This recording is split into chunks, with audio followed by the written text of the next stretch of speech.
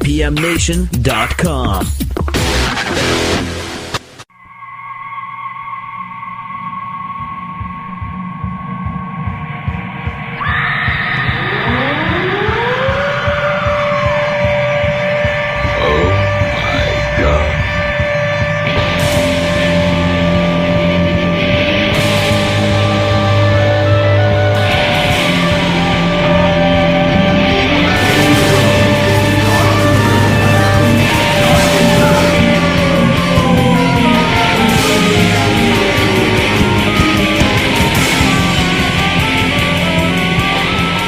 Outbreak on 100.1 The Planet. Matt from mypmnation.com here at The Planet. As always, Tim Martin is working the board. If you need a DJ for your event, go to centralnhevents.com. Proceed there immediately. Now, actually, wait till after the show. But do it before do it before the event happens, because you're going to need to work that out with him in advance. So go there soon if you need a DJ for your event. centralnhevents.com. Tim does a great job. And we have with us tonight Outlet. How are you, Outlet? I'm good. How are you doing? Good. But you have an identity. You are John Bellefontaine. That's right. I just recently learned your correct name because I've been saying it wrong all these years. Not the John part, but the Bellefontaine. Yeah. First syllable, I had it all wrong. But I did have the first correct letter. True. So you got to give me some credit. But this is a solo project? Yes. All you? It's all me. I do a little bit of brief sampling and stuff. But pretty much I play all the instruments through. Nice. Drums to the keyboards, guitars, bass. Wow. Very cool. Well, let's play something. Let's get right to a track, and then we'll come back and talk. What do you want to start the show with? This track's called Another Day. It's a DJ Shadow remix. Oh, no kidding. That okay. I checked out, so yeah, let's do it. Cool. All right. This is Another Day from Outlet here on Local Outbreak on 100.1 The Planet. Look, Mummy, there's no plane up in the sky.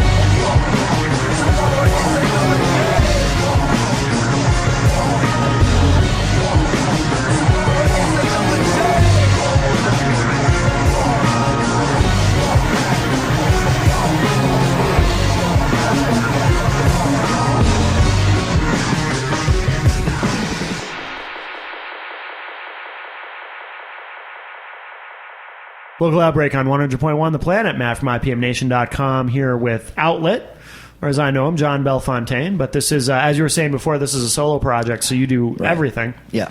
What made you decide to do a solo project? I've been making electronic music for about 11 years. Oh, really? Just Okay. kind of keeping it to myself and learning the ropes and my way around my gear and everything. But about 2 years ago, I had some gear explode on me and totally fail, so I quit doing all music for a second. And Really?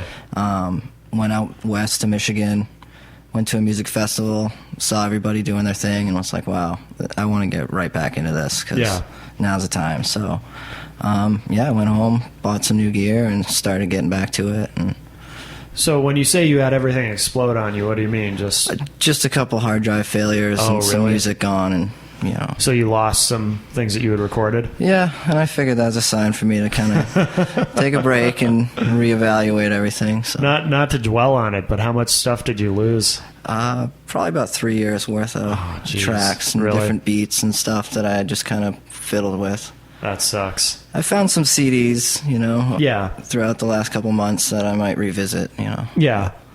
So you literally stopped playing? You didn't play in any bands or anything for a couple of years? Or? No, at the time I was, we were doing this band called Mantra, local band in the area. My son was pretty young, so I pretty much just took some time, get in touch with all that stuff and get back. Yeah. How is your approach different? I mean, after 2 years, do you come back to this and approach things differently, or is your process kind of the same as what it's always been? I added some new elements. I mean, I started using a computer, using Ableton Live now primarily for to produce all the music. It's more visual than having all the sequencers and having to remember with notebooks filled up with okay, now, during this track, these 4 tracks need to be punched at the right time and all that kind of stuff. So it's a little bit more visual, a little bit easier for me to kind of work around. Yeah. But as far as recording is concerned, it's about the same. Okay. I plug my guitar in and, come up with little riffs and, craft them into songs. So. Yeah.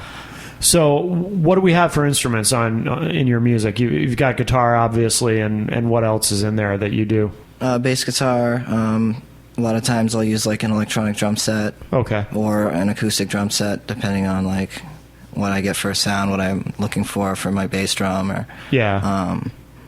But yeah, I use basses, guitars, synthesizers. Yeah. Recently got into some plugins that I really like a lot. Yeah. Again, the visual part of it's awesome. You mentioned before that prior to the crash and kind of losing everything that you'd actually been recording your own electronic music for years, but you've been kind of keeping it to yourself. What changed? Why do you now want to finally share it with the world? Well, when I saw some folks out there in the scene really doing their thing, I said, I can do this. Was it an electronic music festival? It was very similar to kind of the stuff that I had done prior. Yeah. And I said, I could really take it up a notch and really try to do this. That's cool. Were you more content before with just playing in bands? Yeah, I mean, I've always done the electronic thing as kind of a learning experience. Yeah. And that's primarily why I kept most of it to myself and some friends. I'd show them, hey, this is what I'm working on. But I think it was the rock music part of it, being in the band. A lot of people aren't so receptive at that time. Sure.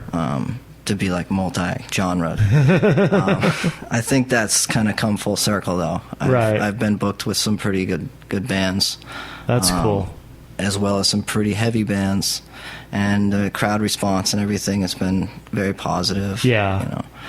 So this is 100% you. Do you have anyone else come in? Any guest spots on any of the tracks or anything? Or is it all you? Yeah. I on the next track that we'll play, 7-letter word, I actually had Andrew Hillman play bass. Who is in the room, by the way? Yes, actually. In the corner. Yeah, very good friend of mine. He used to play drums, something in Mantra, and I was going to say you guys have worked together a lot. Yeah, 10, 12 years. Yeah, easily. And he'll be on the next record quite a bit too. We're going to have some fun with this one. Oh, good. Yeah, we're going to start actually recording. I'm going to start recording tomorrow. Really? Yeah, kids are back in school. Gonna really hit it hard. Yeah. Come out with some new material. Well, how much do you have now? How much material have you recorded? I got about 23 songs that Really? I've released in the last year and a half. Do you release them online? Yep. Okay. Everything's available at outletmusic.net. And I also have a SoundCloud. It's soundcloud.com/outlet. Oh, okay, good. And yeah, the response has been great. Yeah. You know, it makes me very happy to look at my numbers every week and go, wow, this is really awesome. That's awesome, People yeah. have been really cool. Why do you call it Outlet? Where'd you get the name? It's actually kind of given to me. You know, when people would come and see me play guitar and stuff, they, you know, used to say it all the time. Wow, like you really connect. You really like push this music through you, kind of like some kind of outlet or something. And it's stuck. You know, it's stuck over the years. So. I kind of get that. Having obviously seen you live, you know, with Mantra many times over the years, I can kind of Thanks. I can kind of see why someone would say that. That's interesting, and it's cool that your name was, you know. Yeah, when somebody gives you a nickname, you're gonna kind of have to keep it. You know? Yeah. So. That's awesome. And do you record? Where do you record? Do you have a studio at home, or how does that work? Yeah, I have a studio at my apartment, which is really neat to be able to make music in a small room and then take it to somewhere like Camp Bisco this summer and really play it in front of a lot of people. It was surreal to walk out on stage, you know. Oh, I bet, yeah. Just to know, like, wow, I made this in my computer chair and I put a lot of love into it and people are really getting down, so. Yeah. Is it more or less pressure, or does it matter, being that, whereas this is a solo project, whereas it's all on you? I mean, is there any pressure with that as opposed to being in a band, or is it easier? Or my wife and I, she's like my producer, you know. Yeah. She sits in the room with me, and you know, when we're looking for sounds and I'm playing around with stuff, she's like, "That works. That, you know, let's ease back on that. Hey, try this out." And if I'm going through like acapella samples, because sometimes I'll mash in. Again, on the next track we'll do, I mash in a couple of acapella rap samples and stuff. Oh, really? Yeah. And, you know, she'll be like, this works, that doesn't, you know. So it's been really, I don't have to ask anyone's permission to post pictures or post songs or when I want to release something or how I want to present the product or what I'm doing. So that kind of aspect has been great. Yeah. I do miss jamming, but Sure. I do tend to go and sit in, do session work and stuff. Well, I was going to ask you that too. I mean, are you doing anything outside of this to kind of keep yourself in that world as well? Yeah, I play bass guitar for the band Relevation. Oh, okay, yeah. And I've been doing that. This is my second summer. I do it as like a summer kind of gig. I really like Cody's music. Yeah. You know, and it's been fun. Like I like to do those shows. They've been fun shows. I like to get kind of hide in a bass and. I met Cody a long time ago. I've only ever had one conversation with the guy, but I will never forget it because he was so...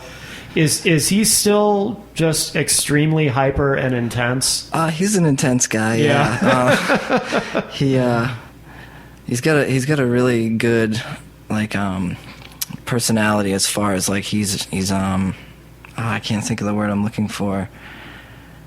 Because when I met him, I remember he was very positive, but just like really intense and just impressionable. Yeah, that's the word I was looking for.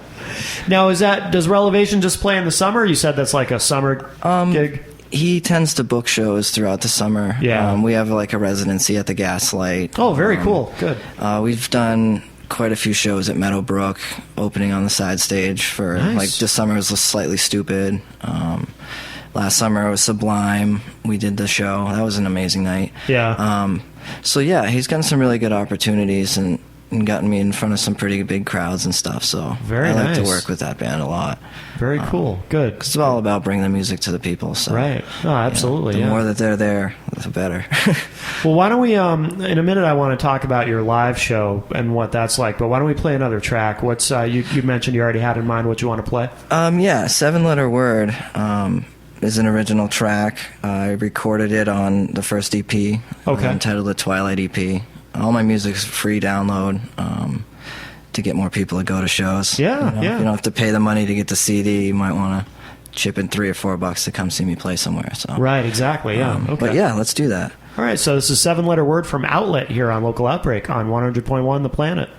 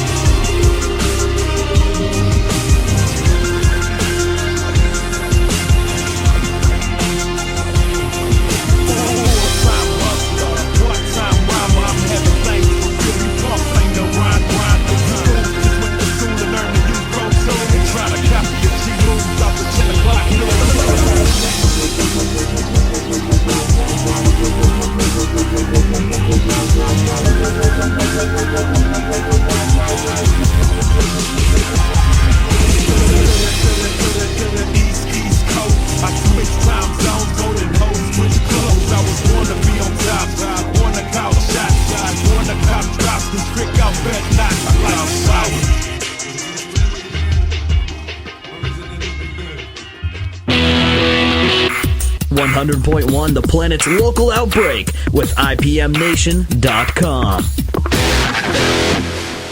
Local Outbreak on 100.1 The Planet. Matt from IPMNation.com here with Outlet, also known as John Belfontaine. And I do want to talk about your live show, but you said something interesting that I want to come back to. Sure. About you mentioned all your music is free, available online. Right.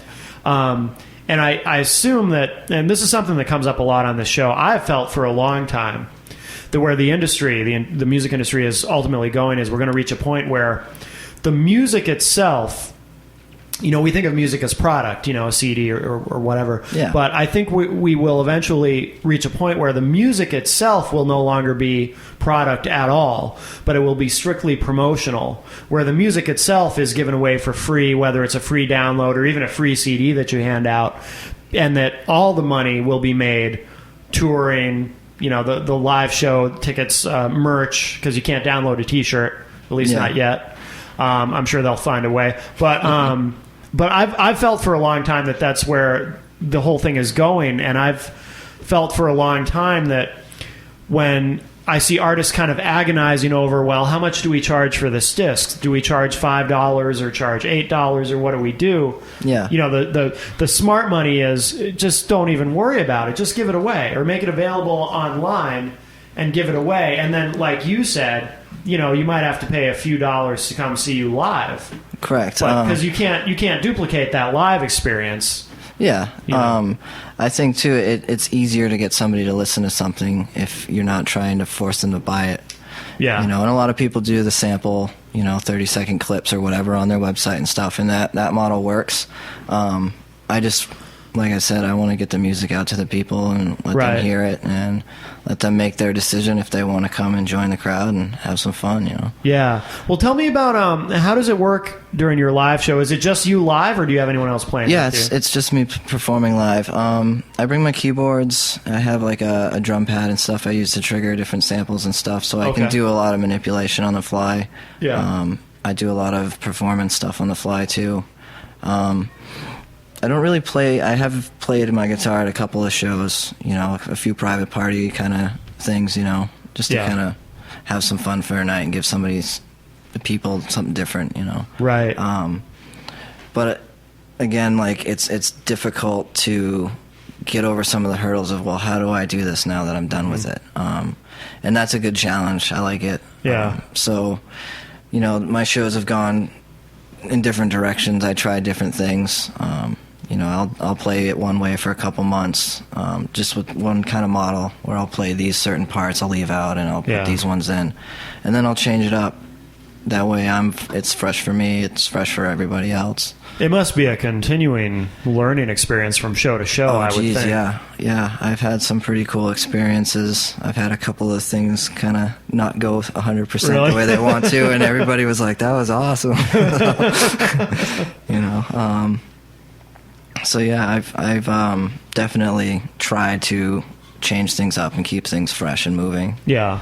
Do you have any kind of effects or anything? A lot of artists who do what you do, they try to have some sort of stage effects going on as well. Yeah, we do some work. A friend of mine, he's a VJ. He does video mapping. His name's Adrenochrome. Okay.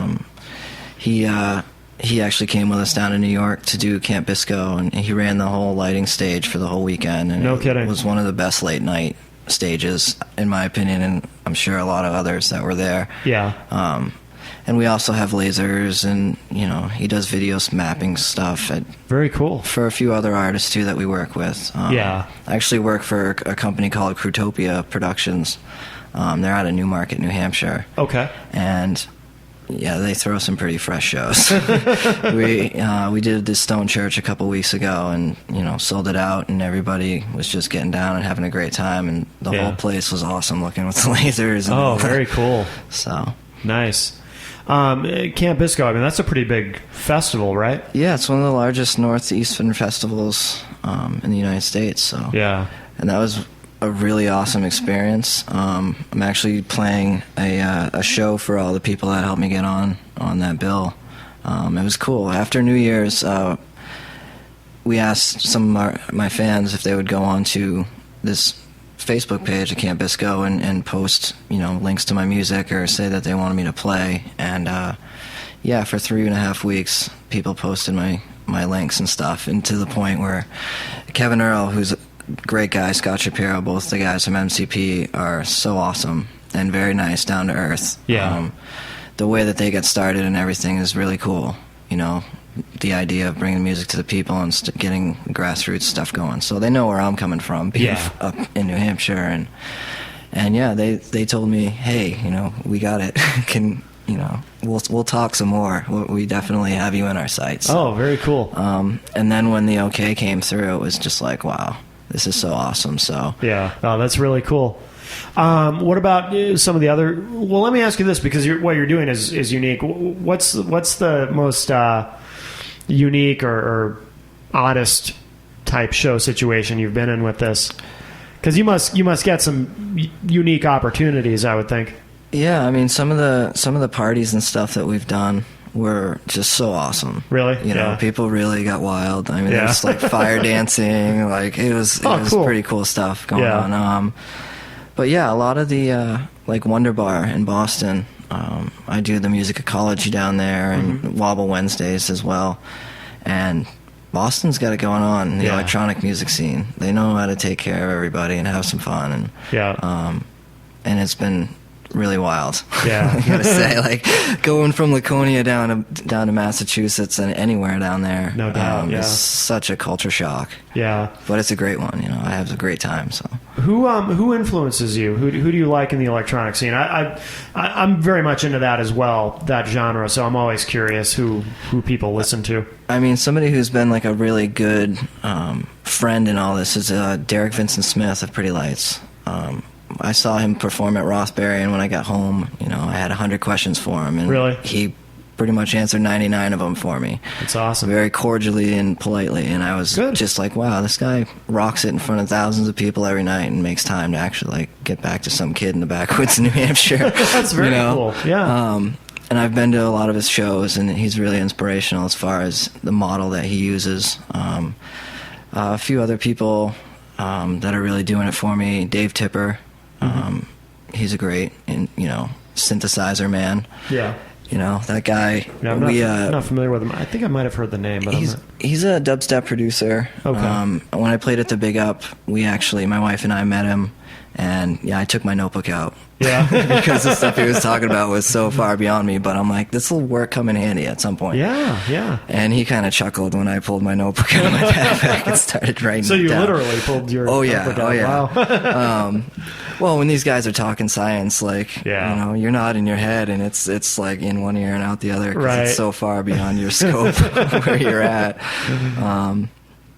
But yeah, there's a lot of really good producers. A really good friend of mine, Blue Boy Productions, they're killing it down in Boston right now. Yeah. He's taught me a lot about how to craft synthesizers and use these plugins to really get the sounds that you get in your head. Like, how do I put this down on paper, on record, whatever. Yeah. Was Special, they're like a 4-piece band out of like Boston area. Okay. And they jam. They definitely jam. I watch them and go, wow, I want a drummer like that. Right. Bass player that throws down that way, and the keys and guitar player is just amazing. Yeah. So. Do you find anybody in New Hampshire who's kind of doing what you're doing that you're able to connect with, or is it more? It sounds like you're connecting a lot with Boston because there's a lot of electronic music there, and from my vantage point, it seems like there's a lot less of it up here. But are you able to? No one's really come out of the woodwork. Yeah. I've worked with a couple of people that do like MC type stuff. And I kind of help produce a few tracks for them. Some of my friends and stuff. I'm training a couple of kids that are in the scene that are really interested in doing it and willing to drive up to my house once a week to learn it. Oh, very cool. And they're picking it up pretty quick. Yeah. So excellent. Threw them a couple of beat machines. Said, get started with this, and we'll get into the more Right. more advanced functions later. Right. So that's been going pretty cool. That's awesome. What was your first instrument, by the way? Guitar. Okay. Guitar. So I'm always interested in people who can play multiple instruments, because it's interesting to me. I'm always fascinated by that because I'm someone who can't. I mean, maybe if I applied myself, I could, but so I'm always kind of fascinated with like a guy like Prince, for example, just amazes me because he can literally pick up anything and play it. So you started on guitar. Yeah, I started on guitar. I was 13, and a girl that lived across the street had one in her closet, and her mom was like, "Get that thing out of here." She has never touched it. Yeah. And from there, I just sat in my house and turned the radio on and tried to play everything that came on the radio. So that's why I think I play a broad range of instruments. Just because I've been in a few bands and been around drum sets when no one was around, and just started banging on them, and and bass guitar, keyboards, all that stuff. I just try to like find the notes on the stuff and just try to make the loops like they do on the. Did you ever take lessons, or are you completely no, self-taught? Yeah, I've never had like official like weekly lessons. Yeah. I've had some people show me some awesome chops and some good stuff. Yeah. Over the years, but as far as like going through a routine and doing a weekly 2-hour sessions or any kind of thing, no, never done that. That sounds like you were definitely meant to do this. I hope so. Because you've got to be able to learn all that without ever taking lessons. You've obviously got the mental facility, if I'm using the right term for that, you know what I mean? So sounds like you're able to just kind of absorb it and then do it, and that's great. I mean, some of my heroes, they say if you can hum it, you can strum it, Yeah. So I figure if I use that, I can try to find the notes. It might take me a little bit. But, and doing that over and over again, too, I think has helped strengthen, like, my ability to jump in and sit in with different bands. Yeah. I wanted to do more of that this summer. Really? Because I got to play with some real awesome people. Yeah. And some of the opportunities just weren't available. Sure. When you get into tech riders and stage plots and all that, and you want to throw a guy on stage with a guitar that you've never jammed with, some guys tend to go like, I don't know if this is a good idea. Yeah. And you mentioned too that you're training a couple of kids to kind of learn to do this. Do you have you also mentioned earlier, you like looking at your numbers and seeing how you're doing. Do you have any advice for anybody who's interested in working in this genre, who, maybe even more just from the marketing aspect? How do you get noticed? How do you network and generate these opportunities that you've done pretty well with, it sounds like? I try to be as nice as possible to everybody. Yeah. I think that's really important. Yeah. Handshakes and smiles will get you into a lot of places. Yeah. And just, not, and having confidence in your music, not calling them and say, hey, you're going to lose money if you don't book me or anything, but, right. To just be like, hey, I made this and I think it's okay, and if other people think it's okay, what do you think about booking me for your spot? I think that has kind of helped a lot. And do you find, too, that, I know we're really getting into the weeds here, but it's interesting to me anyway. Do you find that being able to, when you're having those conversations and booking shows, is it helpful to be able to, do you ever talk numbers in terms of, by the way, I have this many hits on SoundCloud or anything like that? Do you ever get that deep into it? No. That's never really actually come up. Yeah. But a lot of the shows and stuff is because of the networking. Yeah. If somebody might see me play out at a place like the Big Up or these different festivals and stuff. We did quite a few festivals this summer, which was very surprising. But it's also like the whole manifestation aspect too. I tend to try to use like The Secret or the Law of Attraction or something like positive that to really energy, put that out there and watch it kind of come back in and stuff. Right. So a lot of times I'm just as surprised as the next person, like, wow, this opportunity just kind of came in and it's been a very positive experience. Yeah. But I don't get too deep into that. I just kind of try to let things be, put it out there and allow it. Right, absolutely. No, I think that's very good advice, and and making the most of every opportunity, and that leads to more opportunities. Yeah, excellent. We brought my kids to the Big Up this summer, and it was great. Yeah, they were the biggest promoters. My friends took them out, and they went all over that place, and telling everyone, "Oh, come see my dad at 1 a.m." That's awesome. I got a really good time slot on that. The guys at Higher Organics, it's actually their yearly festival. Oh, okay. And it's great. I mean, Ioto played, and everybody. DVS. It was a great day. Very cool. Good weekend. But when I took the stage, I looked down and said, "Oh, obviously y'all met my kids because you're all here." It was like a huge crowd of people. That was very, very fun. Yeah, that's very cool. Well, let's play another track. What do you want to play? This next track we'll do, how about The Strangers? Okay. And I'll tell you a little bit about that after. Go ahead and tell us now. I'm curious. It's a track that I actually wrote for my wife. Oh, no kidding. And I use a Billy Joel sample. Oh, okay, yeah. And the whole track's kind of like when I saw my wife for the first time. I was walking to work, and she happened to be walking home from the same place. And I had just started, and she was, and I said, "Wow, look at that. She looks like a pretty happening girl." Yeah. And going through the motions of like the insanity of like, oh, she's too much for me. Like she'll never be, my girl or whatever. Sure. And the song goes up and down through the insanity of all that. And then at the end, it's like a big celebration, like, holy shit, it actually happened. Yeah. So yeah, that's pretty much, that song. Cool. Okay. So yeah, let's do that. All right. Well, this is The Strangers from Outlet here on Local Outbreak on 100.1 The Planet.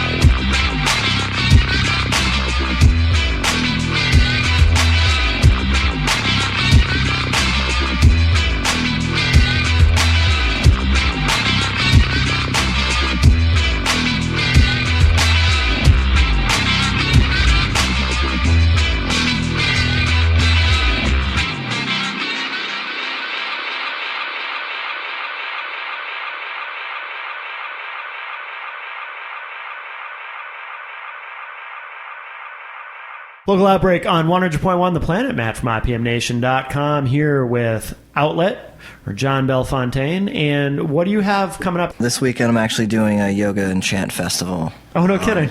in New Jersey. So, oh, very cool. That's going to be a good time. I was one of the last minute booking opportunities, and we said, yeah, I'll go to New Jersey. Why not? Yeah, it's going to be fun. Yeah.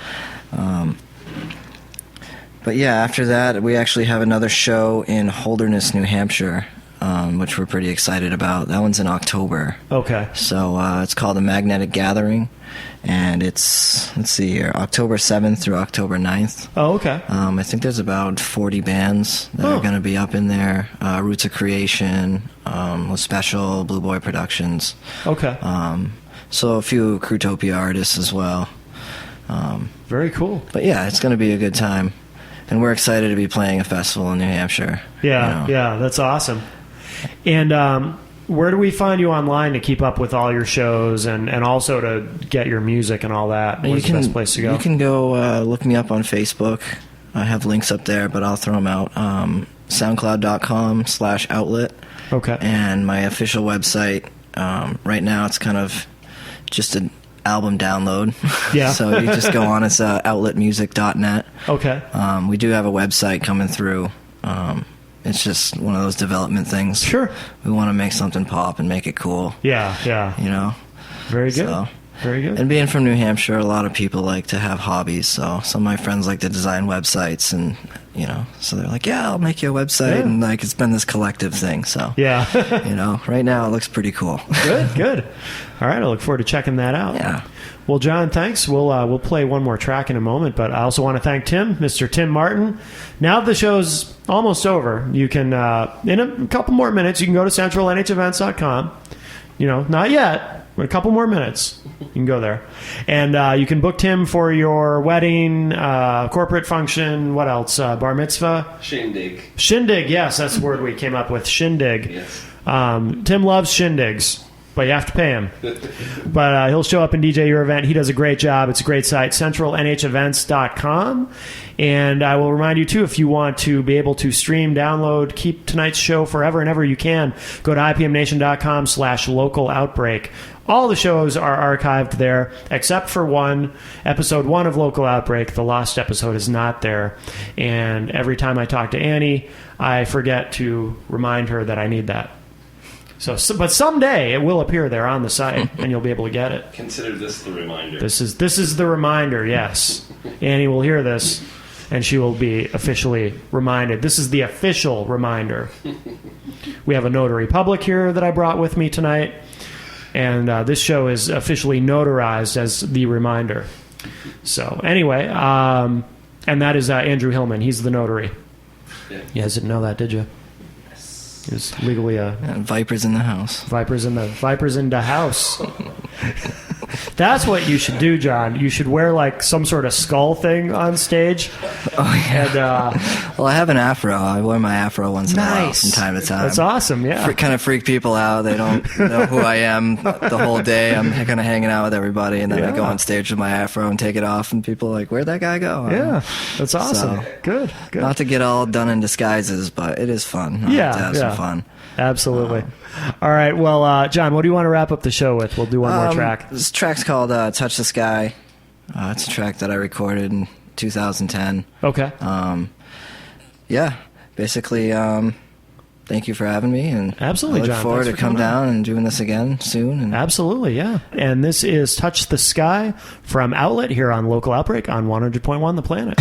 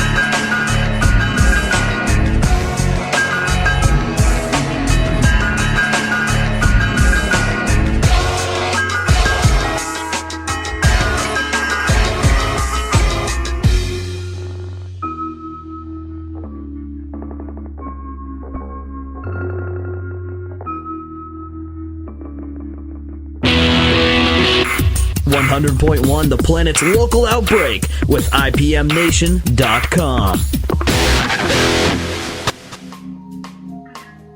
The Planet's local outbreak is recorded weekly at the studios of 100.1 The Planet. It's engineered by Tim Martin of CentralNHEvents.com. Matt Connerton of IPMNation.com is the host of The Planet's local outbreak. The show is produced and edited by Annie Biello of 100.1 The Planet. For artist links and details about The Planet's local outbreak, log on to The Planet's Entertain Me page, WPNHFM.com. The Planet's local outbreak is available for download anytime online, IPMNation.com/local outbreak. The Planet's local outbreak is a product of 100.1 The Planet and Northeast Communications. IPMNation.com.